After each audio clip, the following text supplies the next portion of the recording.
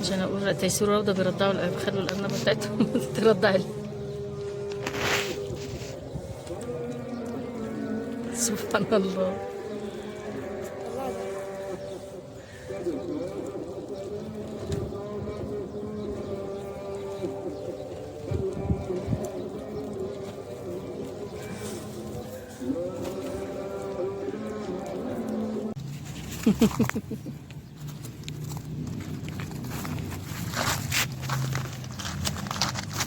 اوعي بس تيجي عليا. كلوا بقى بشبع هم. بسم الله الرحمن الرحيم، والصلاة والسلام على أشرف المرسلين سيدنا ونبينا محمد صلى الله عليه وسلم. ازيكم يا جماعة، عاملين ايه؟ يا رب تكونوا بخير. طبعا انا بعد ما اوريكم الحتة بتاعت الأرنبة، تيسير وروضة عندهم أرانب، فالأرنبة يعني ما بتحب، مش عارفة ترضع عيالها، فهم يعني بيمسكوا الأم يعني ويخلوهم ايه يرضعوها كده، عشان هو جدهم اللي قال لهم كده. فانا حبيت اوريها لكم، هو في برضو كملوا معايا الفيديو وهتشوفوا بقى المقطع كامل وكده.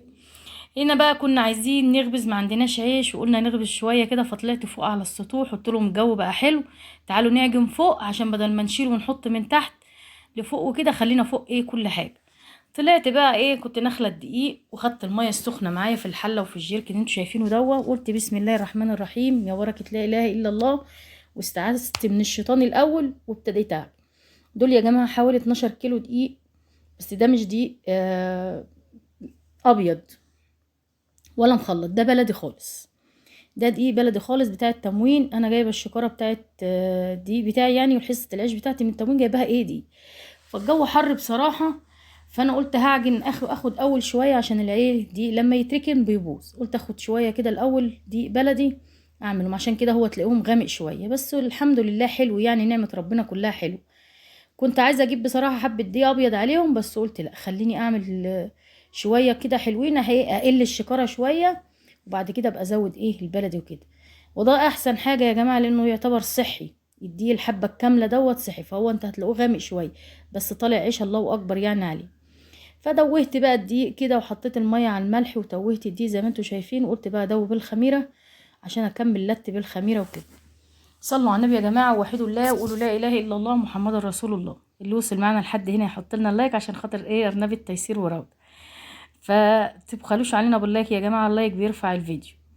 هكمل بقى عجين، احط الخميره وابتدي الت على طول علشان خاطر ايه اشرب الخميره اللي العجين كله، واقلب بقى من ايه من جوه لبره كده او من بره لجوه. هي ده احنا اسمها ترديف، ردفي يعني، ردفي العجين هاتيه من بره لجوه وكده، عشان الخميره تبقى واصله للعجين كله، والخمير يبقى ايه والعجين يبقى خمر زي بعض. وكل ما كان بيبقى العجين يتشرب الميه فبديله ميه تاني. بصراحه يا جماعه عجين الصيف وخبيز الصيف يعني ايه مش بفضله او مش بحبه، لان الجو بيبقى حر، والعيش لو طري هيسيح، وبنفس الوقت هي ايه هيقشف على الالواح، يعني هيعمل طبقه او قشره كده، فما بيتحبش يتقرص كله مره واحده علشان العجين ما يبص. فدي حاجه برضو بتضايق الواحد، لازم يبقى الواحد ايه معاه حد وكده عشان يقرص معاه. فانا خليت تيسير قرصت لي ايه حبه، وانا ايه قرصت حبه، بس برضو كانوا كتار. يعني عايزه ايه واحد يقرص وعيتين ويسيب بقى ايه الباقي ايه يبقى يقرصوا اي حد تاني. فانا عشان كده ايه قلت لتيسير كملي انت تقريص وكده. هنا بقى خلاص كنت بشاهد عليه وايه وبلمه واطبه كده عشان اشوف عايز ميه تاني ولا لأ. كل ما كان يعوز ميه مني اديه، هو كده الحمد لله ما كانش عايز اي ميه تاني. شهدت عليه ولميته ونقصته في الحله دي شويه، عشان برضه الله اكبر شايف الطشت مليان، فقلت ياخد ايه راحته في الخمر وكده، لان الطشت ده مرتاح بياخد 10 كيلو، لما بيزيد عن 10 كيلو مش بيبقى مرتاح. فاخدت كام رغيف كده حطيتهم في الحله وقلت ايه يت... يخمروا براحتهم وكده.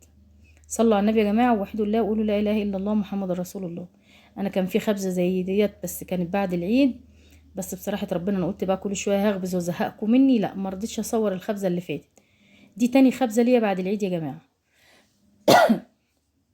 برضو بستره بحبه ميه واتشهد عليه برضو وانا بستره كده، واروح مغطيه. هنا بقى كنت مستنيه البت تجيب لي الغطا بتاع الحله من تحت اهو. هنا بقى شفتوا الارنبه، بسم الله الرحمن الرحيم وسبحان الله سبحان الله، واقفه ساكته بس ما بتقفش لوحدها، ترضاش تقف لهم وهم يعني بسم الله ما شاء الله، يعني خوفنا يعني لا يجرى لهم حاجه.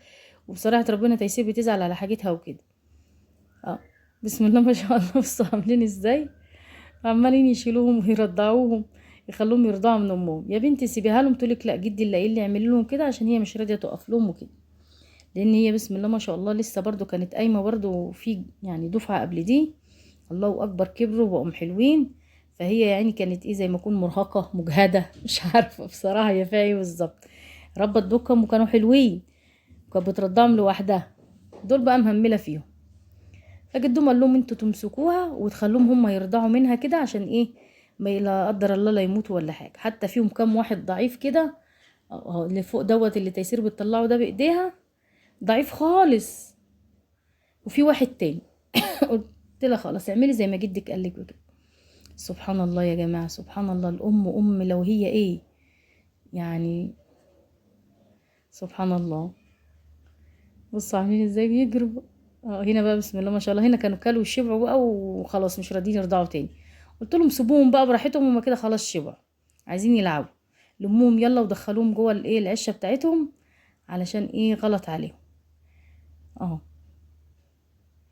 بسم الله ما شاء الله، سبحان الخالق سبحان الخالق سبحان الخالق. خلصت بقى العجين، كان هنا خمر، قلت اقرص بقى. كنت قرصت صينيه بس البنت وهي بتصور الشمس كانت معاكساها، فانا بصراحه ربنا قلت لها خلاص ايه نشيلها في المونتاج وكده، ونبقى نجيب القهوه. شوف الشمس بتعمل معانا ازاي. بس يلا الحمد لله. هو انا اول مره بصراحه ربنا ابقى بخبز. انا اول مره اتضايق من العجين بصراحه يعني والخبيز، لان انا خابزه في امتى يعني عجناه الساعه 4 العصر، طالع في طراوه المغرب، يعني طالع على الساعه 7، مش طالع في الحر ولا حاجه، بس برضو ساح مني برضو. انا كنت مطريه شويه، كان المفروض ايه انقص منه فوم، مع اني كان عاجبني في التقريص، تقريصه كان جميل جدا، بس عايز ايه يتقرص ويتخبز في شوقه يعني وعاية وعاية. المفروض انا كنت عملت اللوحين وما كنتش مليت اللوحين كده، كنت عملتهم اتنينات مش تلاتات. الصينيه الاولانيه حلوه وجميله، وعايز يبقى طالع في شوقه، يعني بدل ما اعمل وعي تلات وعي يعني اقرصهم، هقرص وعيتين اتنين بس، والباقي ايه خلي البنات يبقى ايه، خلي تيسير تبقى تقرصوا اي وعايه فضيها ولا قرصيها عشان يبقى طالع في شوقه كده وحلو. حتى المغرب ادن علينا يا جماعه والدنيا ضلمت، والله كملت لوح والصينيه اللي تيسير قرصتها في الضلمه على نور الكشاف، لان اللنده هتشوفوا معايا دلوقتي اللنده اللي انا كنت حطاها على السطح لقيتها بايظه وما عرفتش اشغلها. الدوايه كان فيها حاجه تقريبا او حاجه زي كده. واظبط بقى هنا بقى القعر كان لسه بارد، فبظبط النار من فوق ومن تحت، لان انا لسه كنت ايه يا دوب حدفت رغيفين 3، فالنار لازم تتظبط الاول. اول رغيفين بيعملوا مع الواحد كده على طول يعني. عايز تظبطي النار من الجناب ومن تحت وتشوفي تظبطيهم وتشوفوهم يبقوا حلو يعني. لحد كده الدنيا ماشيه تمام يعني، خبزت صينيه ولوح والدنيا كانت زي الفل. المغرب اذن ولقيت الدنيا خلاص هتضلم معايا، وهتشوفوا دلوقتي كل اللي حصل يعني. انا بصراحه اول مره اتضايق من العجين يا جماعه والخبيز يعني، مع ان الجو كان حلو وانا خبزته في الطراوه. يا اما الواحد يخبز بعد الفجر في الصيف ده بالذات، يا اما في طراوه المغرب. يعني انا عجناه الساعه 4، كان فاضل نص ساعه قبل ما خلصت عجين وكده بعد الساعه. يعني شوفوا بسم الله ما شاء الله العيش طالع جميل ازاي، يعني مغطياه بعد العصر بشويه وطالع في طراوه المغرب. بس الحمد لله يعني، نعمه ربنا حلوه، احسن من عيش الفرن واحسن من العيش اللي بره، فالحمد لله. شوفوا بدور الرغيف واحد في غيره على طول، ولحد هنا كان كويس جدا وجميل. وبعد كده ان شاء الله انا هصلح اللنده وهخبز بالليل مش هخبز بالنهار، يعني هحاول اعجن بالليل. بسم الله ما شاء الله طلع جميل ازاي. هنا بقى خلصت الصينيه واديتها لتيسير، هي اللي بتقرص دلوقتي تيسير. عايزه اصور، قلت لاختها صوريها وهي بتقرص، طالما انت عايزه تصوري. تقرصها حلو وتعدل عن الاول كتير. حتى دلوقتي ستها وعمتها بينادوا عليهم لما بيبقوا بيخبزوا تعالي ايه قرصي لنا وعايا او حاجه. هي بتعجن وبتقرص حلو، بس انا الجو حر مش هينفع اقعد قدام الفرن. لما الجو يبقى حلو تبقى تقعد، لان هي من نوع الفافي شويه ما بتستحملش السخونيه. تقرص قلت لها قرصيه صغير، قالت لي ماشي. قرصته صغير وحلو. صلوا على النبي يا جماعه ووحدوا الله وقولوا لا اله الا الله محمد رسول الله. اللي وصل معانا لحد هنا يا جماعه يحط لنا اللايك بالله عليكم عشان خاطر الارنبه وولادها. كل سنه وانتم طيبين يا جماعه. هنا بقى خلاص خلصت الصينيه، كان فاضل معاها اخر رغيفين. ظبطت بقت على قد ما تقدر كده تظبط. قلت لها صوري يا ستي واشبعي تصوير طالما انت عايزه تصوري. لازم نشجعهم. الله اعظم، العصر بيأذن. لازم نشجعهم يا جماعه علشان خاطر يتعلموا. البنت بتنفع نفسها. الله اعظم. في الوقت ده بقى كان المغرب بيأذن. في الوقت اللي انا كان التيسير بتقرص فيه وانا بعمل في اللوح التاني ده كان المغرب بيأذن. فهي الدنيا بقى قبل ما تضلم عليا كنت ماشيه تمام. الحمد لله. الله اعظم. عزة الله يا عزيزي او على كل او يا رب. اشهد ان لا اله الا الله واشهد ان محمد رسول الله. انا بصور لكم الفيديو دوت تاني يوم. انا كنت مخلصه بالليل وقلت بقى اظبط الفيديو عشان الحق انزله لكم كده. العيش طالع جميل وطالع حلو، بس الحمد لله يعني قدر الله ما شاء فعل.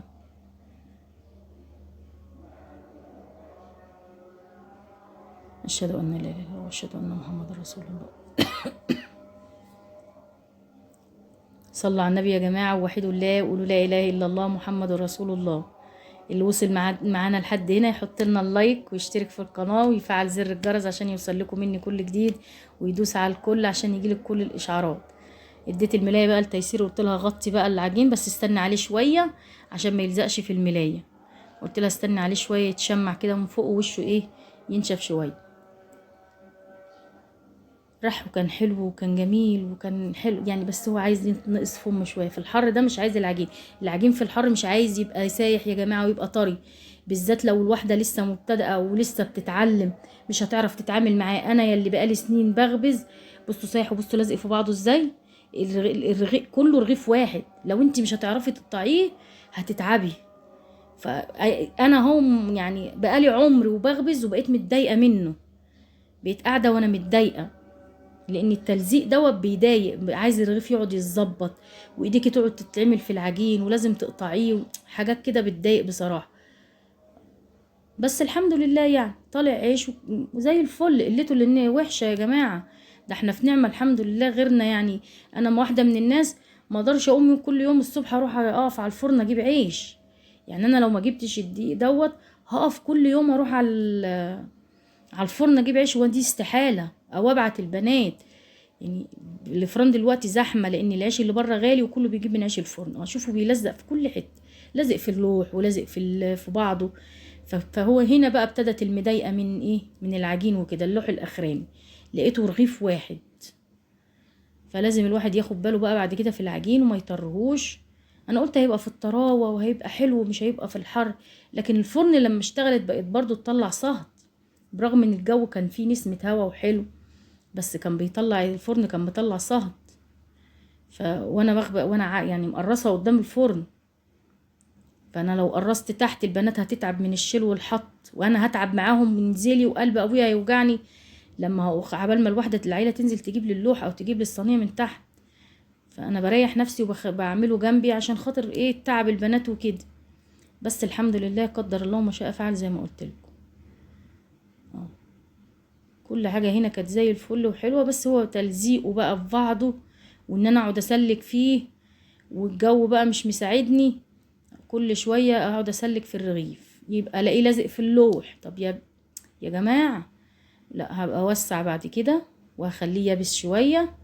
والواحد والله بيقولك يموت المعلم ولا يتعلم. لو 60 متعلمه لازم في حاجه كده تحصل تخلي الواحد ايه يتعلم تاني. ويقول لك بيموت الزمار وصوابعه بتلعب. فيموت المتعلم ولا يتعلم زي ما بيقولوا. انا بعد كده مخليه يابس شويه واعجنه بقى على المغرب واظبط اللنده فوق واطلع فوق وايه اعمله. لا والله ده انا ما كنتش لسه عملت اللوح التاني. يا نهار ابيض، ده كله كان في اللوح الاولاني. يعني الصينيه واللوح بصوا العيش تحت عامل ازاي.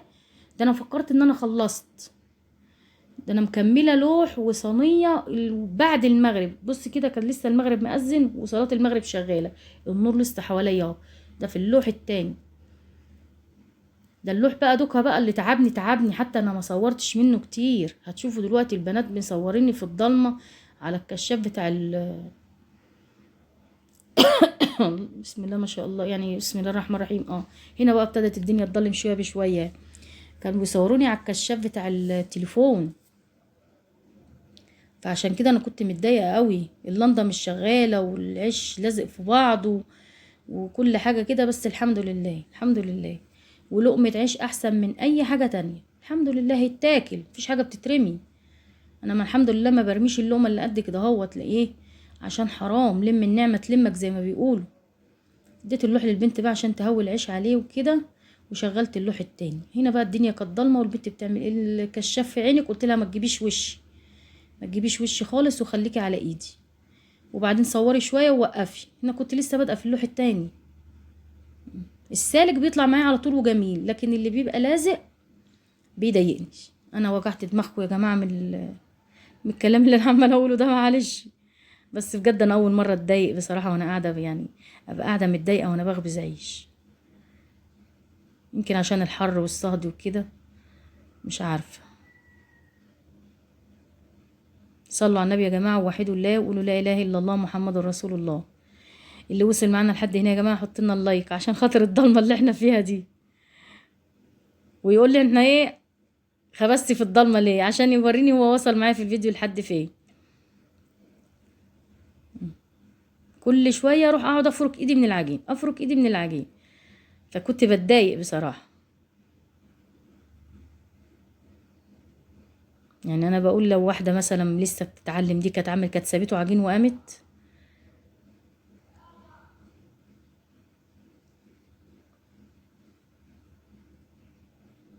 لسه الدنيا هتضلم تاني اكتر من كده.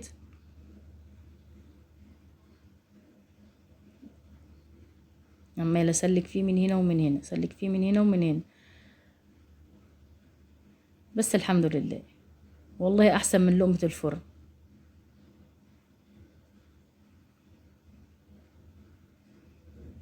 وانا بقى وشي حمار من الشام، من الصهد وابقى مش عارفه ايه مزمهر كده ليه، مش عارفه. طالع عيش الحمد لله. هنا بقى كنت خلصت وبقول لكم شوفوا احنا في الضلمه، وشوفوا يا روضه اللنده بايظه فالحمد لله. اللي وصل معانا لحد هنا يحط لنا لايك ويشترك في القناه ويفعل زر الجرس وايه، عشان يوصل لكم مني كل جديد. بقول لهم وريهم يا روضه بقى العيش ده لو باين. يلا شوفوا الشكو على خير.